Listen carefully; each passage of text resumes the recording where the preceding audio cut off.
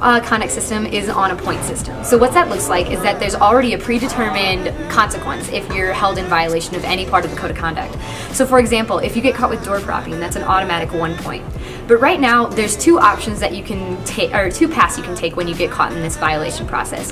One is that you can take a case to the J board and appeal your case. So say you got caught for door propping, then you can say, oh, here's why. The other option is to just accept that point. So what J board's proposing this year is actually the third option.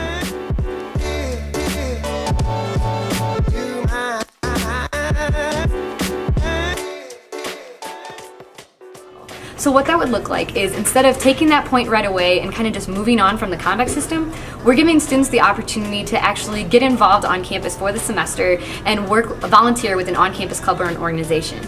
So what that would look like is that, say you got held in violation for door propping, you would then say, okay, I want to take the restorative justice model, and you would meet with one of the members of J board and kind of talk to them about what you're passionate about. So say a student comes in and said that he's passionate about producing music, so then the J board might say, oh, well actually there's an on-campus radio station that maybe you could volunteer with them for the semester. So then, maybe that student starts volunteering there through us setting them up in that process, and that student will be held to the same expectations that KRCX holds all its other DJs. So what that could look like is maybe doing a show once a week. So then at the end of the semester, that student would then come back to the student code of conduct system and talk to the representative from J board and the mentor they worked with from their on-campus club or organization. And then they would say what they learned from that experience, how it changed them, and hopefully the idea here is to really get students involved with the university rather than kind of creating that sense of animosity just from getting a point, and also give students the opportunity to really learn from that experience and get involved with the university, because that's a lot of the cause that we have students coming to the conduct system in the first place, is because they made a stupid mistake one time and they just don't have a really solid group of friends here. So we're hoping to reduce that and really kind of eliminate that as a whole.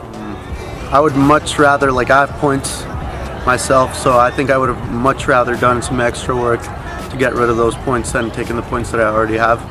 Lori, I think if the offenses are small enough that you should be able to do something about them. Obviously not if it's something that is very punishable, but if you have reason to work those out of your point system and you don't have to have that in your record, I would rather take that any day of the week.